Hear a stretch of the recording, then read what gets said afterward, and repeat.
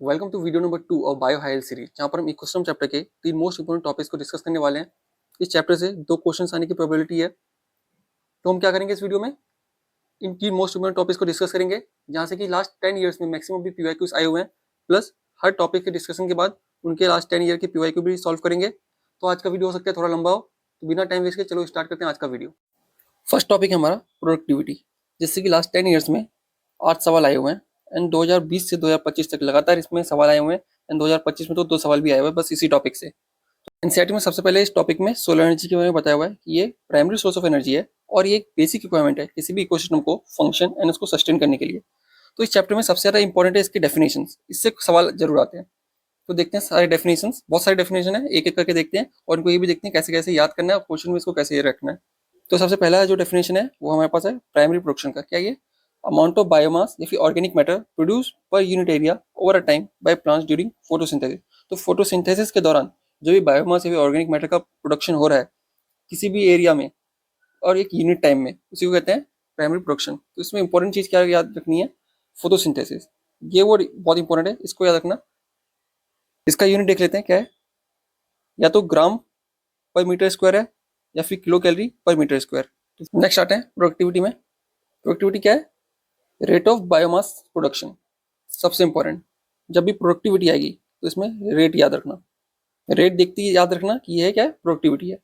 इसका यूनिट क्या है, gram metre square per year या फिर kilocalorie metre square per year. सबसे इंपॉर्टेंट ईयर, पर ईयर आएगा तो समझ जाना कि ये प्रोडक्टिविटी है।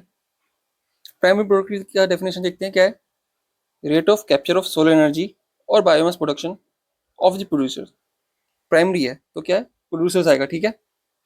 एक और इंपॉर्टेंट चीज, प्राइमरी प्रोडक्टिविटी जो है वो डिफरेंट इकोसिस्टम को कंपेयर करने के लिए यूज होती है। तो प्रोडक्शन से बेटर प्राइमरी प्रोडक्टिविटी है किसी भी दो इकोसिस्टम को कंपेयर करने के लिए। नेक्स्ट आते हैं टाइप्स ऑफ प्रोडक्टिविटी। तो दो तरह के प्रोडक्टिविटी हैं, एक है gross primary productivity and net primary productivity. तो जीपीपी क्या है, ग्रॉस प्राइमरी प्रोडक्टिविटी। एनपीपी क्या है, नेट प्राइमरी प्रोडक्टिविटी। जीपीपी का डेफिनेशन देखते हैं, rate of production of organic matter during photosynthesis. याद रखना, फोटोसिंथेसिस में के दौरान जो रेट है ऑर्गेनिक मैटर के प्रोडक्शन का वो है हमारा gross primary productivity. Next NPP का डेफिनेशन क्या है, नेट प्राइमरी प्रोडक्टिविटी। क्या ये available biomass for the consumption to heterotrophs. जो हेटरोट्रॉप्स के लिए अवेलेबल बायोमास बचेगा आफ्टर दी जीपीपी और एनपीपी को और अच्छे समझने के लिए मैंने आगे डायग्राम बना हुआ है, लेकिन उस डायग्राम में पहुंचने से पहले एक मोस्ट इंपॉर्टेंट फॉर्मूला देख लेते हैं एनपीपी का, जिससे लास्ट 10 ईयर में 3 बार सवाल आया हुआ है। तो ये फॉर्मूला क्या है, GPP minus R is equal to NPP. NPP क्या है, gross primary productivity minus R. ये आर के यहाँ पर रेस्पिरेटरी लॉसेस, बहुत इंपॉर्टेंट है ये दोनों, स्टार मार्क कर दो इस फॉर्मूले में क्योंकि बहुत बार सवाल आया हुआ है। नेक्स्ट एक नोट देखते हैं, प्राइमरी प्रोडक्टिविटी जो है वो डिपेंड करती है plant species in mating in a particular area. अलग अलग प्लांट स्पीसीज पे डिपेंड करती है प्राइमरी प्रोडक्टिविटी, और डिपेंड करती है डिफरेंट इन्वायरमेंटल फैक्टर्स, जैसे कि availability of nutrients and photosynthetic capacity. तो इन सब चीज़ों की वजह से जो प्राइमरी प्रोडक्टिविटी है वो वेरी होती है, अलग अलग होती है। डिफरेंट टाइप्स ऑफ इकोसिस्टम, अलग अलग इकोसिस्टम में आप जाओगे अलग अलग प्राइमरी प्रोडक्टिविटी आपको मिलेगी। एक और इंपॉर्टेंट चीज एनसीईआरटी में दे रखी है, जो एनुअल एनपीपी है पूरे बायोस्फीयर का वो 170 बिलियन टन है।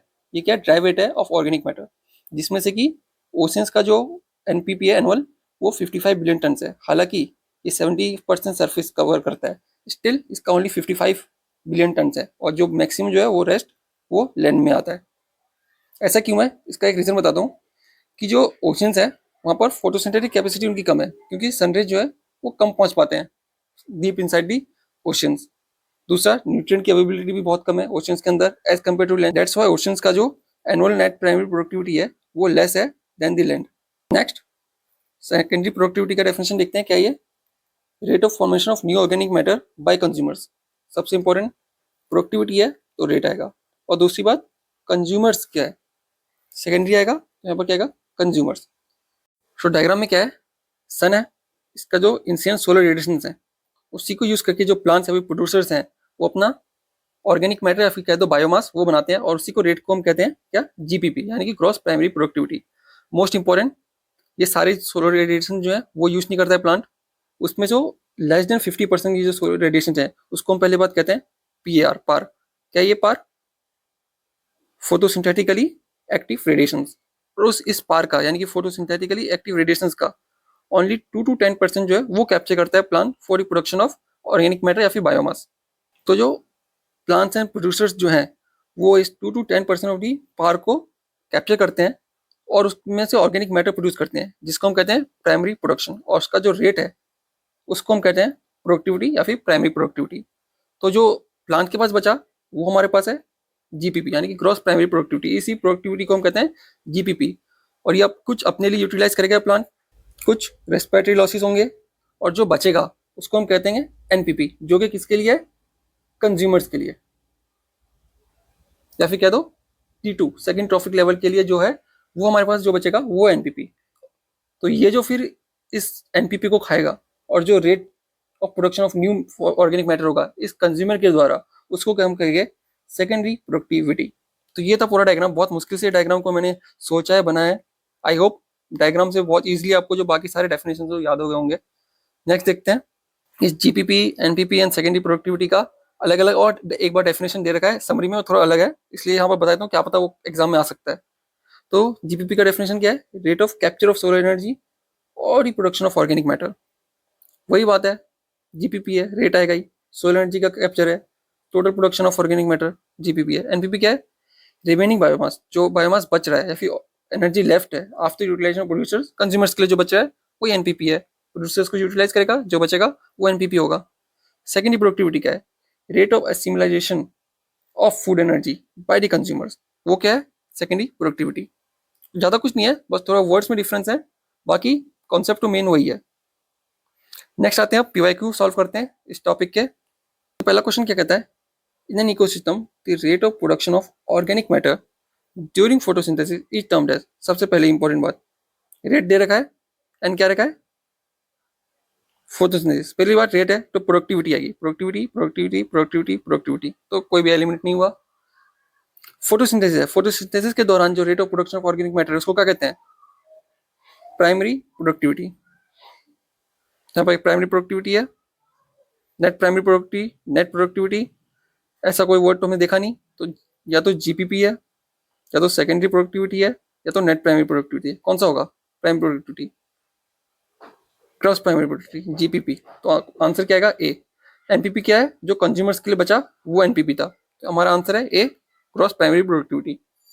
नेक्स्ट क्वेश्चन आता है, in relation to gross primary productivity and net primary productivity, यानी कि GPP and NPP of an ecosystem, which one of the following statement is correct. सब क्या करेक्ट स्टेटमेंट पूछ रहा है। पहला स्टेटमेंट क्या है, ग्रॉस प्राइमरी प्रोडक्टिविटी जो जीपीपी है is always more then net primary productivity, NPP से हमेशा बड़ा होगा। बिल्कुल सही। फॉर्मूला क्या था हमारा, NPP is equal to GPP minus R. तो हमेशा कुछ ना कुछ रेस्पिरेटरी लॉसेस तो होगा ही, तो हमेशा जीपीपी से कुछ घटा के ही जो आएगा वो बचेगा, जो वो होगा हमारा एनपीपी। तो आंसर क्या है, A, option number A.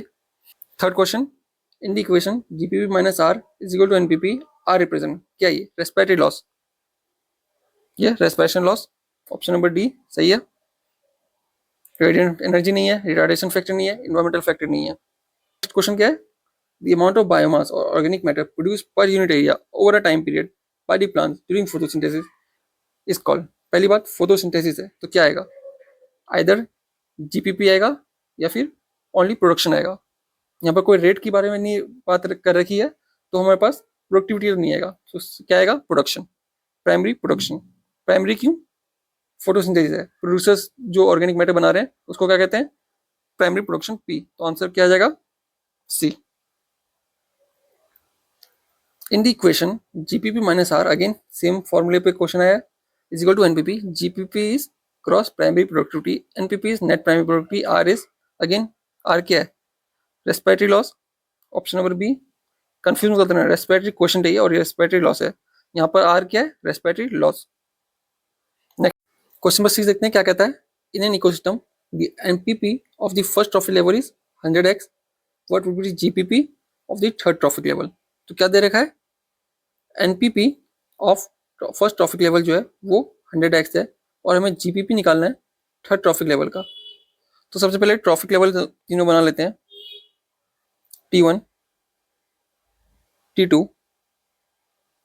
And T3। इसका क्या दे रखा है, एनपी दे रखा है 100x। एनपीपी क्या होता है? जो नेक्स्ट लेवल में जाता है उसी को कहते हैं एनपीपी। तो जो T2 के लिए जीपीपी है वो NPP of first trophic level है, यानी कि जीपीपी कितना हो गया T2 का? 100x। अब यहाँ पर रेस्पिरेटरी लॉस के बारे में नहीं देखा तो हम इसको नेग्लेक्ट करते हैं। T3 में क्या जाएगा? एनर्जी फ्लो में दे रखा है कि हर नेक्स्ट ट्रॉफिक लेवल में, हायर ट्रॉफिक लेवल में जो है ओनली 10% ऑफ दी एनर्जी जाती है। तो हम इसमें यही लगा सकते हैं क्योंकि और कुछ तो दे रखा नहीं है। तो हम क्या क्या हो जाएगा? 10% ऑफ 100x। तो क्या हो जाएगा 10% ऑफ 100x? तो 10% इंटू 100x, यानी कि 10/100 इंटू 100x। आंसर क्या आ जाएगा? 10x। तो जो जीबीपी है T3 लेवल की वो क्या है? 100x। तो हमारा ऑप्शन क्या है? Option number C 10x। Given below are the two statements. दो स्टेटमेंट दे रखे हैं, देखते हैं क्या है। The primary source of energy in an ecosystem is solar energy. बिल्कुल ट्रू स्टेटमेंट है। जब भी ऐसे स्टेटमेंट आए तो उसमें ट्रू और फॉल्स साथ में लिख दिया करो। नेक्स्ट स्टेटमेंट क्या कहता है? Statement number 2, the rate of production of organic matter during photosynthesis in an ecosystem is the net primary productivity. Photosynthesis के दौरान जो प्रोडक्शन हो रहा है उसको नेट प्राइमरी प्रोडक्टिव कहते हैं। बिल्कुल गलत। उसको क्या कहते हैं? जीपीपी। ये स्टेटमेंट क्या है? फॉल्स। आंसर मैच करते हैं। Statement 1 is correct but statement 2 is correct. बिल्कुल गलत, सही बात है। हमारा ऑप्शन क्या आ जाएगा? A. Who is known as the father of ecology in India. तो इन फादर ऑफ इंडियन इकोलॉजी कौन है? Ramdev Mishra. Option number D. ये आपको जब इकोलॉजी का यूनिट जब स्टार्ट करोगे तो स्टार्टिंग जो पेज है वहां पर एक फोटो देखिए, वो रामदेव मिश्रा की है।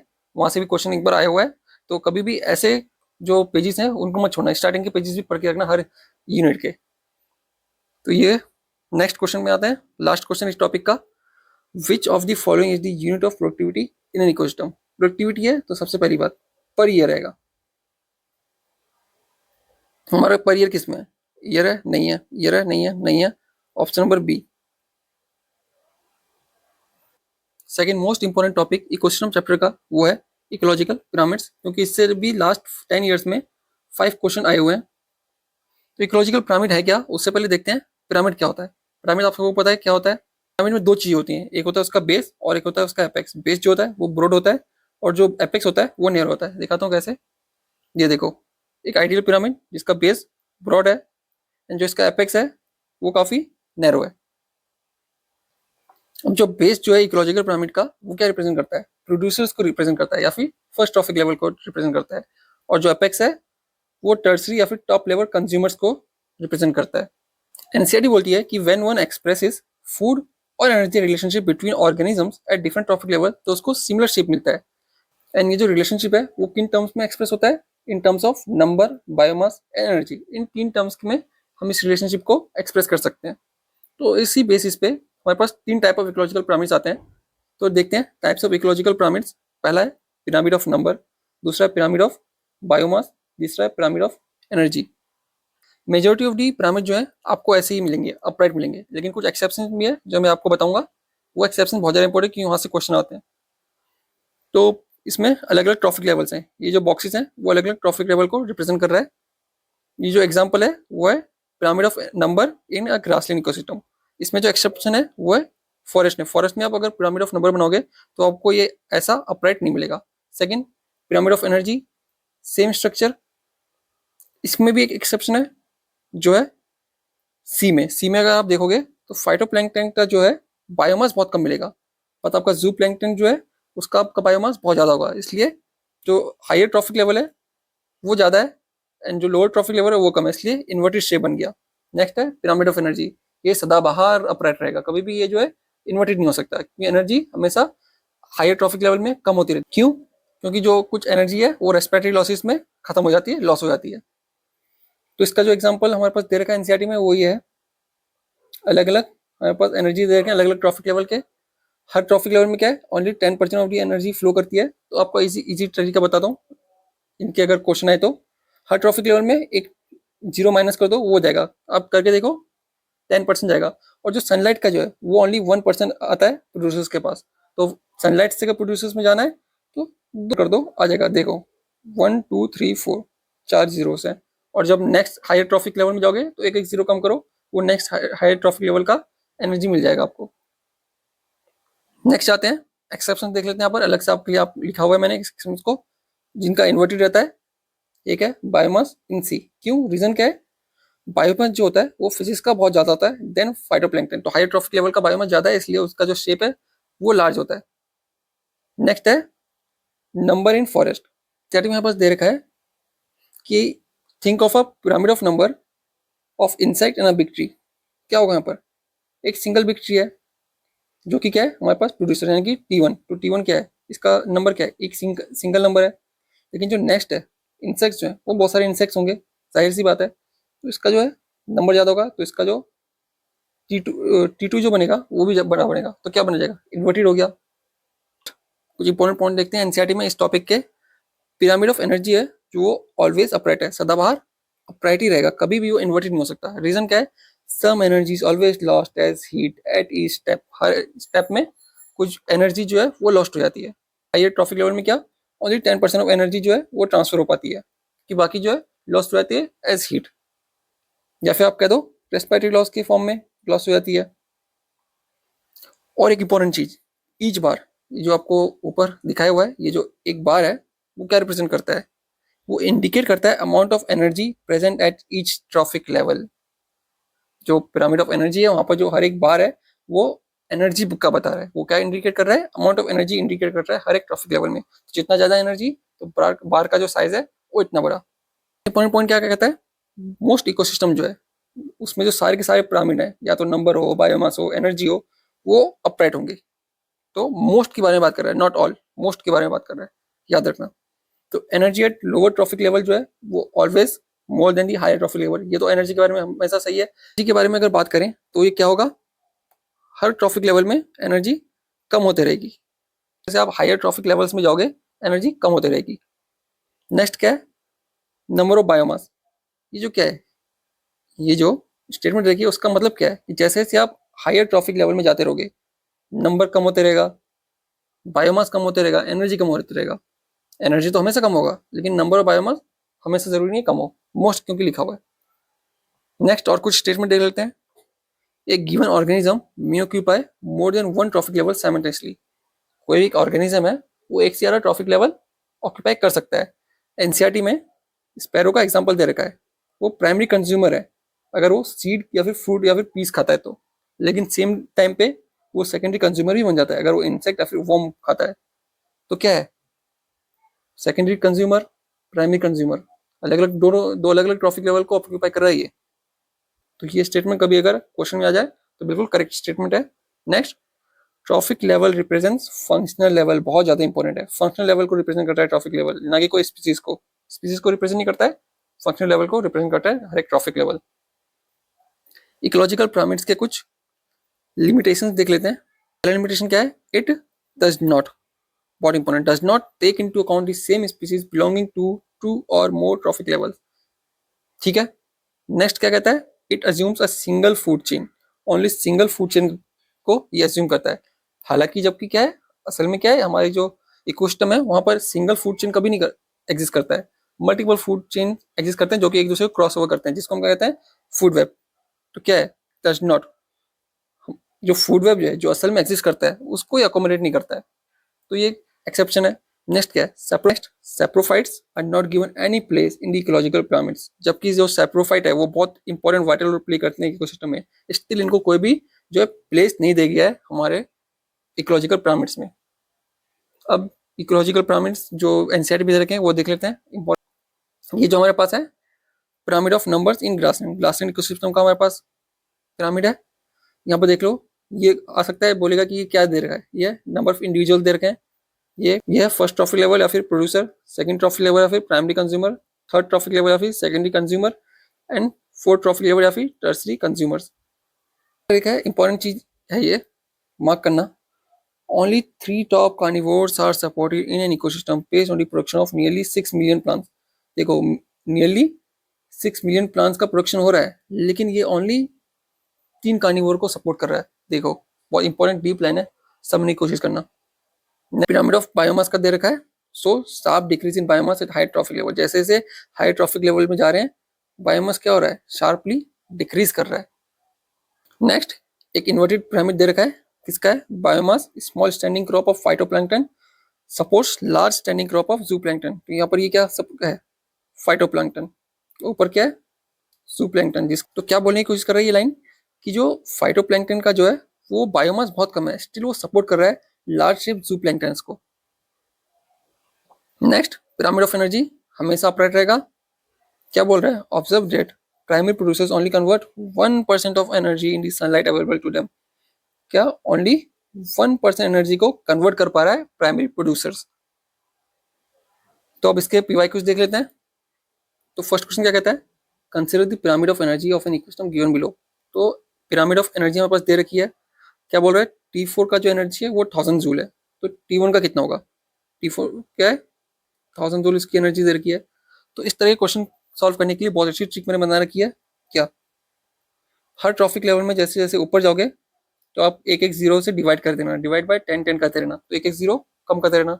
और जैसे जैसे हायर ट्रॉफिक लेवल से आप नीचे लोअर ट्रॉफिक लेवल में आते रहोगे तो इंटू 10 कर देना, तो आपका आंसर बन जाएगा। तो T4 से T3 आएंगे, इंटू 10 करते हैं, लोअर ट्रॉफिक लेवल जा रहे हैं, इंटू 10 करना है। तो ये जो हमारे पास क्वेश्चन है ये किस पे बेस्ड है, एनर्जी फ्लो पे, जो क्या कहता है हर हायर ट्रॉफिक लेवल पे ओनली 10% ऑफ दी एनर्जी जो है वो फ्लो होती है या फिर जाती है। तो T4 से T3 आएंगे, इंटू 10 करो, कितना आ जाएगा 4 zero. Then T3 to T2 आएंगे, फिर इंटू 10 करो, कितना आ जाएगा 5 zero. And T2 to T1 जाएंगे, अगेन 10 से मल्टीप्लाई करो, कितना आंसर आ जाएगा 1 2 3 4 5, नीचे कितना आएगा 6 जीरो, 1 2 3 4 5 6, तो 6 जीरो। किसमें 6 जीरो देखते हैं, ये तो डिवाइड हो रहा है, 1 2 3 4 जीरो है, इसमें कितना है 1 2 3 4 5 6, टोटल 6 जीरो है। तो हमारा आंसर क्या आ गया, आंसर नंबर डी। एक क्या कहता है, विच one of the following is not a limitation of ecological pyramids. Not है, बहुत इंपॉर्टेंट, सॉल्व करो। नॉट लिखा है, कौन सा गलत है, मतलब कौन सा इकोलॉजिकल पिरामिड का लिमिटेशन नहीं है। पहला क्या कहता है, saprophytes are not given any place in ecological pyramids, बिल्कुल सही स्टेटमेंट है और ये एक लिमिटेशन है इकोलॉजिकल पिरामिड का। नेक्स्ट क्या है, it assume a simple food chain that almost never exist in nature, बिल्कुल सही बात है। It accommodates a food web, बिल्कुल ही गलत बात है, ये स्टेटमेंट गलत है। जो पिरामिड है वो फूड वेब को इंक्लूड नहीं करता। तो ये क्या है, हमारा ऑप्शन है ऑप्शन नंबर सी। नेक्स्ट क्या है, it does not take into account some species belonging to a more trophic level. हाँ कुछ कुछ स्पीशीज हैं जो दो से ज्यादा ट्रॉफिक लेवल में बिलोंग करते हैं, लेकिन वो इसको कम्युलेट नहीं करता है, अकाउंट में नहीं अपने नहीं लेता है। तो ये था हमारा question number second. Question number third देखते हैं, which of the following statement is not correct. Not correct पूछ रहा है, फॉल्स स्टेटमेंट हमें ढूंढना है। Pyramid of biomass in sea generally inverted, बिल्कुल ट्रू है। Pyramid of biomass in sea generally upright, false statement है। हमारे पास आंसर क्या आ जाएगा, option number B. Pyramid of energy is always upright, बिल्कुल सही बात है, सदाबहार अपराइट रहता है pyramid of energy. Pyramid of number in grassland ecosystem upright होता है, बिल्कुल सही, ट्रू स्टेटमेंट है। याद रखना एनसीईआरटी में दो एक्सेप्शन दे रखे हैं पिरामिड का, जब शेप जो है वो इन्वर्टेड होता है।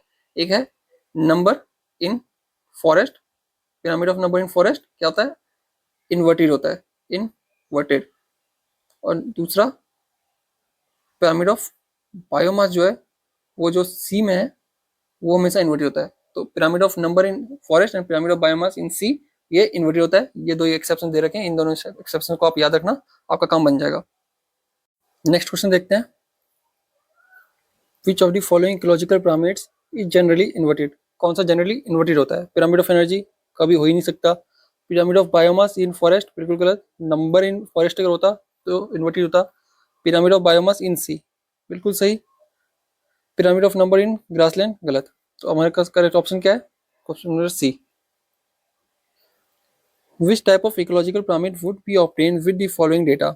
तो ये हमारे पास बायोमास दे रखा है, बताना है कि कौन सा तरह का पिरामिड हमको मिलेगा। पहली बात क्या है, ग्राम ग्राम किसका है, किसकी यूनिट है, बायोमास या फिर ऑर्गेनिक मैटर के। तो या तो बायोमास का होगा, बायोमास नंबर नहीं हो सकता, एनर्जी नहीं हो सकता। तो दो तो हमने ऑलरेडी ऐसे ही एलिमिनेट कर दिए। तो देखते हैं, प्राइमरी प्रोड्यूसर 10 है, नेक्स्ट क्या होता है, प्राइमरी कंज्यूमर 60 है, तो इससे बड़ा होगा 10 60, एंड देन सेकेंडरी कंज्यूमर 120। तो क्या आता है, इन्वर्टेड पिरामिड है ये, किसका है, इन्वर्टेड पिरामिड ऑफ बायोमास किसका होता है, सी में। तो inverted pyramid of biomass, option number A is correct. Last topic पे आते हैं आज के, जो कि है डिकम्पोजिशन। इससे भी प्रीवियस ईयर्स में 4 क्वेश्चन आए हुए हैं। सबसे पहला जो दे रखा है एनसीईआरटी में क्या है, जो अर्थवर्म हमारा है वो फार्मर्स फ्रेंड कहलाता है। क्यों? रीजन क्या है? Help in breakdown of complex organic matter, OM क्या है? ऑर्गेनिक मैटर, एंड लूजनिंग करता है सॉइल की, इसलिए जो अर्थवर्म है वो फार्मर्स फ्रेंड कहलाता है। तो ये अर्सेसन रीजन टाइप क्वेश्चन में आ सकता है। नेक्स्ट डिकम्पोजिशन का डेफिनेशन देख लेते हैं। क्या है decomposition? Breakdown of complex organic matter into inorganic substances. Inorganic substances जैसे कि CO2 हो गया, वाटर हो गया, न्यूट्रिएंट्स हो गए। तो ये इन सब, तो ये जो प्रोसेस है उसको कहते हैं हम डिकम्पोजिशन, और जो करता है ये सब उसको कहते हैं हम डिकम्पोजर्स। तो रॉ मटेरियल क्या है डिकम्पोजिशन के लिए? डेट्राइटस। डेट्राइटस जो है वो रॉ मटेरियल है फॉर डिकम्पोजिशन प्रोसेस, जिसपे डिकम्पोजर्स का अपना काम करते हैं। तो ये डेट्राइटस है क्या असल में? आइदर डेड प्लांट के रिमेन्स है या फिर एनिमल रिमेन्स है। डेड प्लांट रिमेन्स जैसे कि लीव्स हो गए, बार्क हो गया, फ्लावर्स हो गए। डेड एनिमल के remains including the faecal matter, ये सब कंप्राइज करते हैं डेट्राइटस को। नेक्स्ट आते हैं इंपॉर्टेंट स्टेप्स डिकम्पोजिशन में। टोटल 5 स्टेप्स हैं। एक है fragmentation, leaching, catabolism, humification and mineralization. तो जो फ्रेगमेंटेशन, लीचिंग और कैटाबॉलिज्म है, ये 3 जो है ये एक साथ होते हैं, operate simultaneously on the detritus in soil. इन सब का भी जो है डेफिनेशन पे बहुत ज़्यादा क्वेश्चन आता है। तो फ्रेगमेंटेशन का डेफिनेशन देखते हैं। फ्रेगमेंटेशन क्या है? Breakdown of detritus into small particles. Small particles क्या, तो फिर स्मॉल फ्रेगमेंट्स में उसको ब्रेक डाउन करना, वो है फ्रेगमेंटेशन। याद रखना, स्मॉल फ्रेगमेंट्स में या फिर स्मॉल पार्टिकल्स में ब्रेक डाउन हो रहा है, उसको कहते हैं फ्रेगमेंटेशन। कौन करता है? डेट्राइटिवोर्स। एग्जाम्पल डेट्राइटिवोर का क्या है? अर्थवर्म। अर्थवर्म जो एक डेट्राइटिवोर है जो कि डेट्राइटस को ब्रेक डाउन करता है स्मॉल पार्टिकल्स में। नेक्स्ट लीचिंग का क्या डेफिनेशन है? water soluble inorganic nutrients go down into the soil horizon and get precipitated as unavailable salts। ऐसी डेफिनेशन याद करना, एसिडिस भी क्वेश्चन भी आएगा। नेक्स्ट कैटाबॉलिज्म क्या है? डेट्राइटस को डिग्रेड करना into simple organic substance by either bacteria या फिर फंगल एंजाइम। तो बैक्टीरिया फिर फंगल एंजाइम के द्वारा डेट्राइटस को डिग्रेड करना इनटू सिंपल इनऑर्गेनिक सब्सटेंस, ये है कैटाबॉलिज्म। ह्यूमिफिकेशन क्या है? Accumulation of humus. ह्यूमस क्या है? Dark colour amorphous substance. Humus पे और भी बहुत सारे क्वेश्चन आए हुए हैं, आगे दिखाता हूँ क्या क्या आए हुए हैं। नेक्स्ट है mineralization, further degradation of humus by some microbes and release of inorganic nutrients. ये जो प्रोसेस है उसको कहते हैं हम मिनरलाइजेशन। एनसीईआरटी में लिखा हुआ है कि जो ह्यूमिफिकेशन मिनरलाइजेशन है that occurs during decomposition in the soil. Next humus के बारे में बात बता रहा था मैं, तो ह्यूमस के बारे में कुछ और इंपॉर्टेंट पॉइंट्स देख लेते हैं। क्या है? ह्यूमस जो है कैसे बनता है? ह्यूमिफिकेशन के द्वारा, बाय प्रोसेस ऑफ ह्यूमिफिकेशन ही क्या बनता है? ह्यूमस। क्या है? डार्क कलर एमोर्फस सब्सटेंस है, हाईली रेजिस्टेंट है माइक्रोबियल एक्शन से, अंडरगो करता है decomposition at extremely slow rate. Extremely slow rate, ये याद रखना। कोरिडोरी नेचर है, जिसकी वजह से क्या करता है? ये रिजर्वोयर का काम करता है ऑफ न्यूट्रिएंट्स। तो ये भी एक्सट्रेशन रीजन टाइप आ सकता है कि जो हमारे पास ह्यूमस है वो रिजर्वोयर न्यूट्रिएंट है। क्यों? बिकॉज इट इज कोरिडोरी नेचर। नेक्स्ट कुछ और इंपॉर्टेंट बात डिकम्पोजिशन के बारे में। डिकम्पोजिशन लार्जली क्या है? Oxygen requiring process. ऑक्सीजन इसको चाहिए ही चाहिए। जो रेट ऑफ डिकम्पोजिशन है वो किससे कंट्रोल होता है? एक है केमिकल कंपोजिशन ऑफ डेट्राइटस और दूसरा है क्लाइमेटिक फैक्टर्स। क्लाइमेटिक फैक्टर में 2 मोस्ट इंपॉर्टेंट क्लाइमेटिक फैक्टर जो है वो है अपने पास टेम्परेचर एंड सॉइल मॉइस्चर। ये जो है इफेक्ट करता है सॉइल माइक्रोब की एक्टिविटीज को इफेक्ट करता है और देयरफॉर डिकम्पोजिशन को भी इफेक्ट करता है एंड कंट्रोल करता है। यहाँ पर लिखा है कि रेट ऑफ डिकम्पोजिशन जो है that is controlled by chemical composition of detritus. कैसे देखते हैं? जो डेट्राइटस है अगर वो रिच होगा नाइट्रोजन, वाटर सॉल्युबल सब्सटेंस जैसे शुगर्स में, तो क्या होगा? वेरी क्विक होगा। रेट जो है बहुत ज्यादा क्विक होगा, फास्ट होगा। एंड स्लो होगा if detritus is rich in lignin and chitin. याद रखना, इससे भी क्वेश्चन आया हुआ है। वार्म एंड मॉइस्ट एनवायरनमेंट मिलेगा तो वो डिकम्पोजिशन को फेवर करेगा, वेरस लो टेम्परेचर एंड एनाएरोबायोसिस यानी कि ऑक्सीजन की कमी, तो वो क्या करेगा? इनहिबिट करेगा डिकम्पोजिशन को, which will result in buildup of the organic material. Next आता है, अब इसके क्वेश्चंस कर लेते हैं। पहला क्वेश्चन क्या है? 2 स्टेटमेंट दे रखे हैं। बोल रहा है पहला स्टेटमेंट, डिकम्पोजिशन जो है is a process in which detritus is degraded into simple substances by microbes. बिल्कुल सही है, सिंपल सब्सटेंस में टूट जाता है डिकम्पोजिशन के द्वारा। सेकंड स्टेटमेंट क्या कहता है? Decomposition is faster if detritus is rich in lignin and chitin. बिल्कुल ही गलत है। लिग्निन और काइटिन अगर होगा डेट्राइटस में तो क्या होगा, बहुत ज़्यादा स्लो हो जाएगा। लिग्निन और काइटिन क्या करते हैं, डिकम्पोजिशन के प्रोसेस को बहुत ज़्यादा स्लो करते हैं। तो पहला स्टेटमेंट ट्रू है, सेकंड स्टेटमेंट इज फॉल्स। तो हमारे पास करेक्ट ऑप्शन क्या आएगा, both statement 1 and 2 are correct, गलत। Both statement 1 and 2 are incorrect, गलत। Statement 1 is correct but statement 2 is incorrect, बिल्कुल true. Option number C is correct. Identify the correct statement. Correct statement बताने हमें कौन से हैं। पहला स्टेटमेंट क्या कहता है, डेट्राइटिवोर्स परफॉर्म फ्रेगमेंटेशन, बिल्कुल ही करेक्ट स्टेटमेंट है, ट्रू है। डेट्राइटिवोर और हमारे पास कौन सा था, earthworm. Second, the humus is further degraded by some microbes during mineralization, बिल्कुल ही करेक्ट स्टेटमेंट है। Next statement, water soluble inorganic nutrients go down into the soil and get precipitated by the process called as leaching, बिल्कुल सही है। As it is leaching का definition आ गया है। दी detritus food chain जो है that begins with living organism, बिल्कुल गलत बात है। डेट्राइटस फूड चेन जो है वो डेड एंड डिकेइंग से स्टार्ट होता है, फॉल्स स्टेटमेंट है डी। तो देखो डी किसमें, इसमें डी है, गलत है। इसमें डी है, गलत है। इसमें डी है, गलत है। तो बस करेक्ट ऑप्शन क्या हो गया, ऑप्शन नंबर डी। स्टेटमेंट भी पढ़ लेते हैं। Earth forms break down the detritus into small particles by the process called as catabolism, बिल्कुल गलत है। क्या ये, कौन सा प्रोसेस है ये, फ्रेगमेंटेशन। नेक्स्ट क्वेश्चन पे चलते हैं। Detritivores break down detritus into small particles, small particles भी स्मॉल फ्रेगमेंट में तोड़ देते हैं। क्या था इस प्रोसेस का नाम, fragmentation. Option number B. Detritivore कौन सा था हमारे पास, earthworm. Question number 4, vertical distribution of different species occupying different levels in a biotic community is known as. Question आया है इसलिए मैं क्वेश्चन ले आया हूँ। ये जो है किसका डेफिनेशन है, स्ट्रेटिफिकेशन का। ऑप्शन नंबर ए। बता देता हूँ स्ट्रेटिफिकेशन के बारे में। पहला तो इसका डेफिनेशन याद कर लो, vertical distribution of different species occupying different levels in biotic community is known as stratification.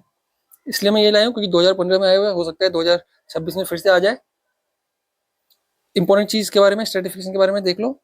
Example दे रखा है कि ट्रीज जो है वो ऑक्यूपाई करते हैं टॉप वर्टिकल स्ट्रेटा या फिर लेयर। श्रब्स जो ऑक्यूपाई करते हैं सेकंड मोस्ट, एंड जो हर्ब्स और ग्रासेस है वो बॉटम लेयर को ऑक्यूपाई करते हैं। तो ऐसे ही डिफरेंट डिफरेंट स्ट्रेटा फिर लेयर्स में डिस्ट्रीब्यूट करना, इसी को कहते हैं हम स्ट्रेटिफिकेशन। तो हमने 3 मोस्ट इंपॉर्टेंट टॉपिक जो है वो कर लिया इकोसिस्टम चैप्टर का। पक्का है कि इसी में से मेजोरिटी ऑफ द क्वेश्चन आएगा। हो सकता है 2 टॉपिक और है इकोसिस्टम में, उसमें से मैं इंपॉर्टेंट एनसीईआरटी लाइंस ले आया हूँ जिससे क्वेश्चन बनने के चांसेस हैं। सबसे पहला, मैनमेड इकोसिस्टम का जो एग्जांपल दे रखा है वो एनसीईआरटी में क्या है, क्रॉप फील्ड एंड एक्वेरियम। दूसरा, सन जो है वो ओनली सोर्स ऑफ एनर्जी है for all the ecosystems on earth, all ecosystem on earth. But एक एक्सेप्शन दे रखा है एनसीईआरटी में, वो है हमारे पास डीप सी हाइड्रोथर्मल इकोसिस्टम। ये जो है हमारे पास एक्सेप्शन है जहां पर सन जो है वो ओनली सोर्स ऑफ एनर्जी का काम नहीं करता है। नेक्स्ट है डेथ ऑफ ऑर्गेनिज्म जो है वो beginning of detritus food chain का। एक्वेटिक इकोसिस्टम में जो है वहां पर जीएफसी यानी कि ग्रेजिंग फूड चेन ज्यादा कंट्रीब्यूट करता है एनर्जी का as compare to detritus food chain यानी कि डीएफसी से। फूड वेब क्या है, natural interconnection of food chain, different food chain के कनेक्शन को ही फूड वेब कहते हैं। ट्रॉफिक लेवल का डेफिनेशन देख लेते हैं, क्या है, specific place in food chain that organism occupy based on source of their nutrition of food. इसके फूड एंड न्यूट्रिशन के बेसिस पे जो उनको स्पेस मिलती है या फिर जो उनको प्लेस मिलता है उसी को कहते हैं हम trophic level. Each trophic level has certain mass of living material at a particular time, जिसको हम कहते हैं स्टैंडिंग क्रॉप। कैसे इसको मेजर करते हैं, मास ऑफ लिविंग ऑर्गेनिज्म या फिर बायोमास कह दो या फिर नंबर इन यूनिट एरिया। जो बायोमास है वो मोर एक्यूरेटली कैसे मेजर करेंगे, ड्राई वेट जो है वो मोर एक्यूरेट मेजर है बायोमास का, ना कि wet weight. Next and last line, number of trophic levels in GFC is restricted. जो जीएफसी यानी कि ग्रेजिंग फूड चेन है वहाँ पर ट्रॉफिक लेवल्स रेस्ट्रिक्टेड है, मतलब लिमिटेड है। T1, T2, T3, T4 इससे ज़्यादा नहीं जाता है। क्यों, रीजन क्या है, transfer of energy follows 10% rule. जैसे जैसे हम हायर ट्रॉफिक लेवल में जाते रहेंगे एनर्जी ट्रांसफर होता रहेगा, तो लास्ट में क्या है, कुछ ही एनर्जी बचेगा जो कि आगे ट्रांसफर नहीं हो सकता। इसलिए तो ये जो स्टेटमेंट है ये एसर्शन रीजन टाइप में आ सकता है। आपको 2 स्टेटमेंट दे दिया जाएगा, assertion number of trophic level in GFC is restricted, reason दे देगा कि ट्रांसफर ऑफ एनर्जी जो है दैट फॉलोज 10% रूल। तो बिल्कुल सही है, ये assertion reason both statement correct and reason correct explanation of assertion. तो ऐसे क्वेश्चन आ सकते हैं। तो इसी के साथ हमारा कंप्लीट होता है आज का वीडियो। बताना जरूर कि वीडियो कैसा लगा।